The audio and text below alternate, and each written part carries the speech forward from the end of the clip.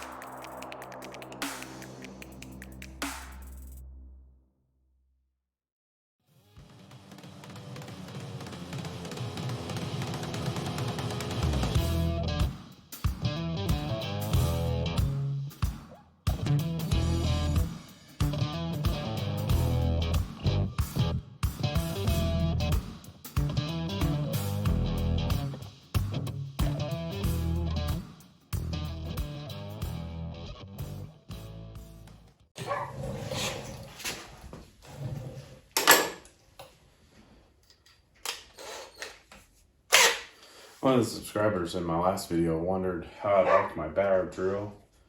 Works really well, except for sometimes when you run it in reverse. It does have a tendency to unscrew the bits or whatever you have in the chuck out. It's my only complaint. Sometimes if I click it over 2 clicks, hammer it like that, it'll lock it a lot better.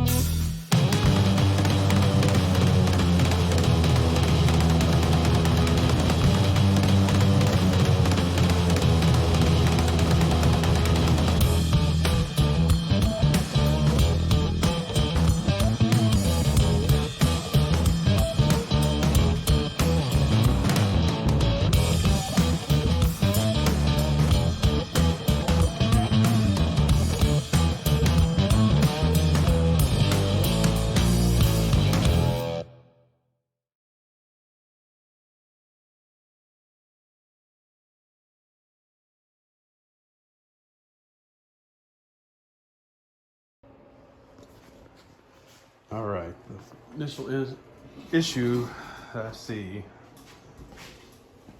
I wanted to strengthen this up. I still have a steering plate in there for support. So I can either trim it back for a little further, or I can slide pieces of, or trim my angle iron a little bit to go back to about where that jack stand is. I would have liked to gone to about where that jack stand is.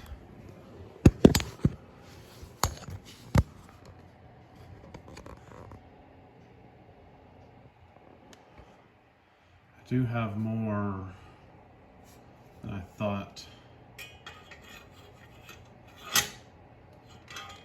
on the railing here.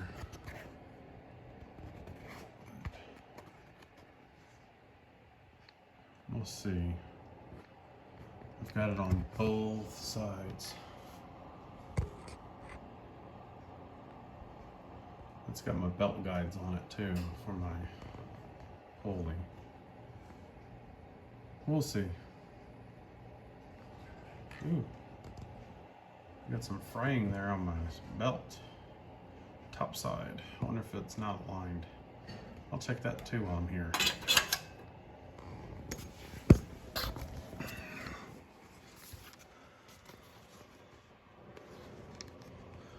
Alright. What is this coming out? Let's see. Yeah, belt's straight. It's aligned.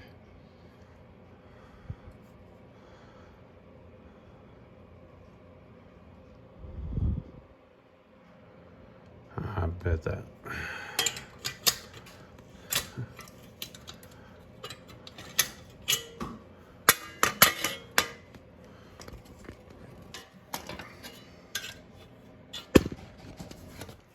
What caught my eye was this right there. Looks like it comes up. Comes out of the governor, I think. Probably when it was overfilled and I tried to start it, I bet it blew out the hole. Yeah, that's what it looks like. Alrighty. Everything else looks alright. Valve cover.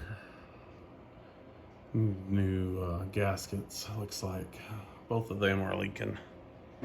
But I've got some of those coming as well. Bottom sills looks good.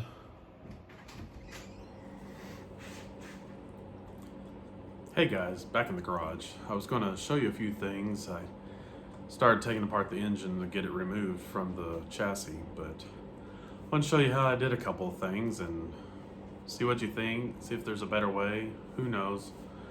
Let me know in the posts down below on YouTube or over on the forums on All Terrain Lawn Tractor Forums, atltf.com.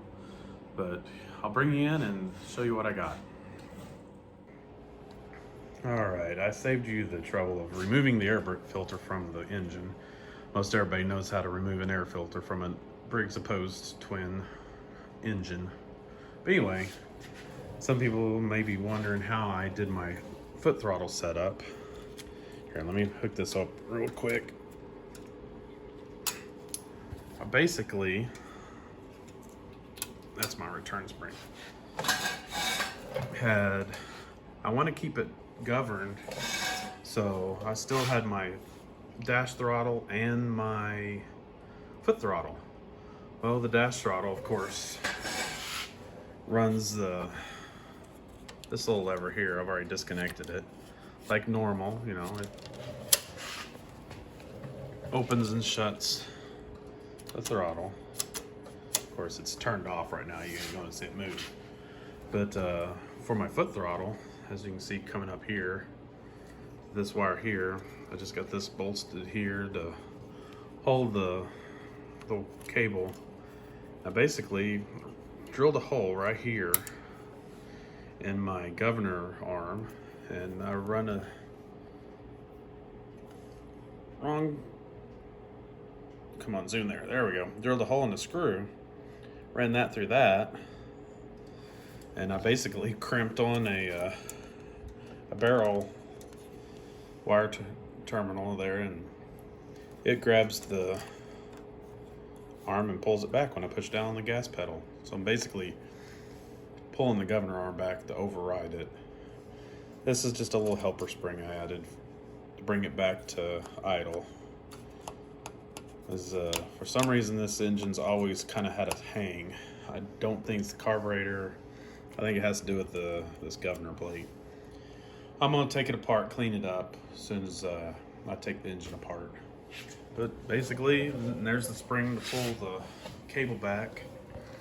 So my throttle returns okay. That's pretty much it. But I'm gonna pull this off. I've got some leakage all around the bottom of this valve cover. I got some leakage under this one over here in the corner. I see that I have had this cover off at one time. I can see the blue RTV in there. So I don't know what's going on there. I'll check it out. Probably had gasoline in the engine and just ran it too full. I'll figure out this. I thought it was oil, but it's very tar consistency. So I have to figure that out. It looks like it's burned. But I did think I traced it up here, and I think it's coming out of the governor arm. There's obviously some oil on here, but I think that's from this valve gasket over here. But I've got new gaskets. I'm going to put that on. I've just put new spark plugs on, so I'll probably reuse those unless there's some issue with them. Big issue I found. Pretty much run these little, like I don't know, snowmobile cutoffs, I guess. I don't know. It's a fuel shutoff. I don't know if you can see it up under the dash or not. I'll tilt you over. No, wrong way. Do it this way. No, too dark. But anyway, I found, now if it's on, hear that? I blow on the gas line, and sure enough, it should blow air back out. That whistle. But here, let me turn it off. I'll blow again.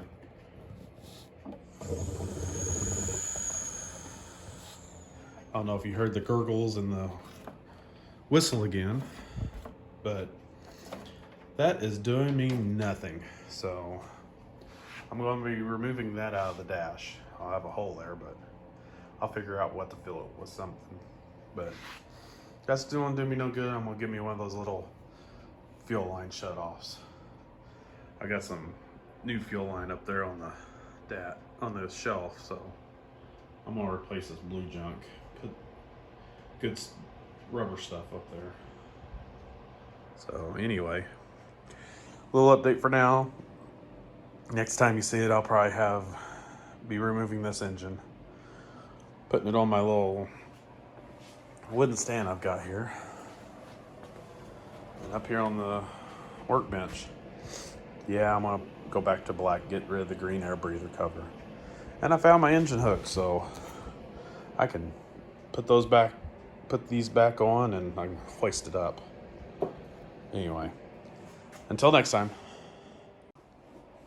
Oh, and there was my exhaust pipe. I'm going to probably do away with that and go with something new. I got some ideas. They're not panning out yet, but I'll get it figured out. I think I need to, I just realized I had gas in that gas tank. I need to get that removed. Yep, I've got about 32 ounces in there. I don't want blowing up with the refrigerator and freezer. There it is. that's the last you'll see it.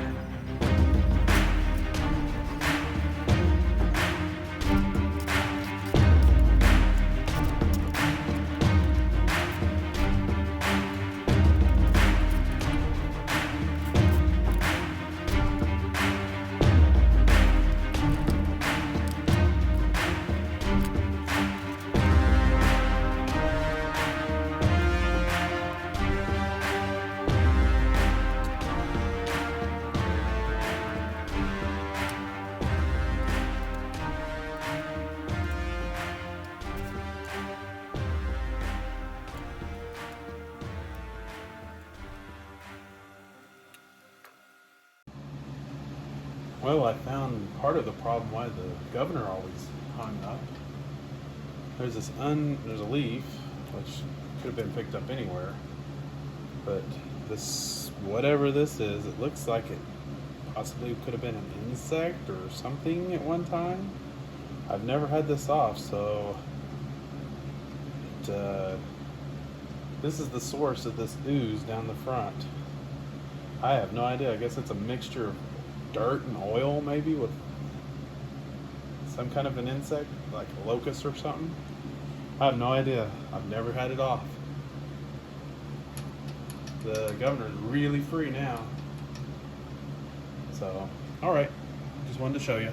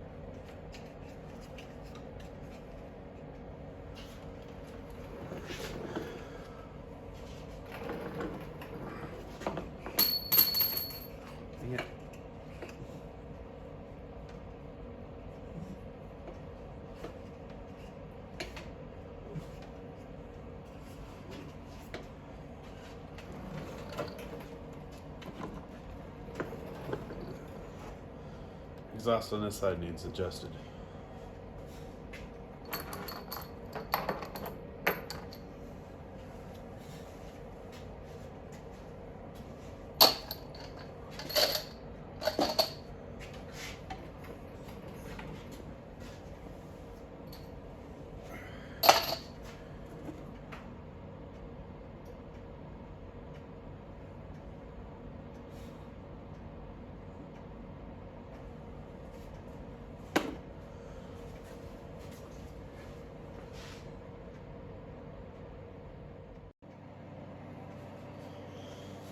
All right, there is no piston wobble at all.